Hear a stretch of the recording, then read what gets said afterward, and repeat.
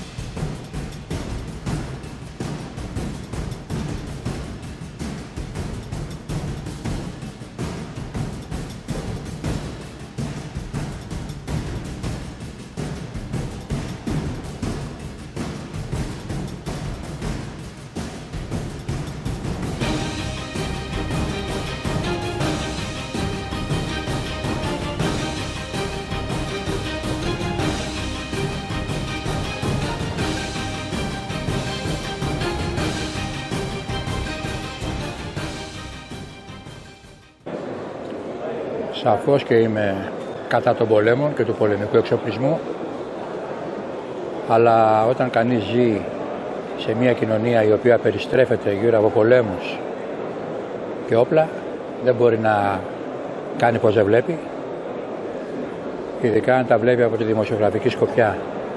Βέβαια δεν έχω σκοπό να κάτσουμε να ρωτάω τον καθένα εδώ πέρα εκθέτη τι κάνει και τι είναι αυτό που δείχνει, γιατί δεν θα μπορούσα να το κάνω και να ερωτήσει με άσχετος με το θέμα.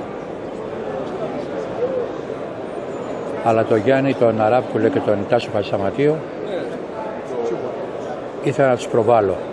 Όπως με την ευκαιρία πρόβαλα και την εταιρεία η οποία συνεργάζεται πια με τον Γιάννη τον Αράπκουλε και φτιάχνει ρουχισμό για στρατιώτες και για το στρατό και τα σώματα ασφαλείας.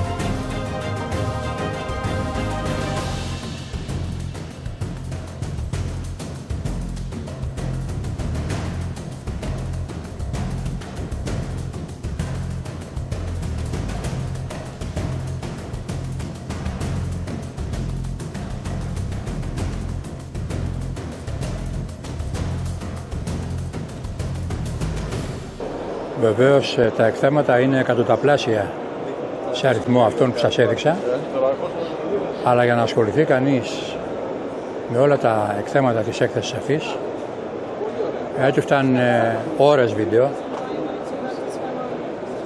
και όπως σας είπα και πριν, για να είμαι ειλικρινής δηλαδή, είναι από τα πράγματα της εκθέσης που δεν με ενδιαφέρουν. Αυτό δεν σημαίνει, όπως ήδη είπα, ότι πρέπει να κλείνουμε τα μάτια μας σε αυτά που συμβαίνουν γύρω μας. Καλό είναι να ενημερωνόμαστε, έστω και οπτικά, γιατί παραμέσα πρέπει να είσαι ειδικός για να το πεις.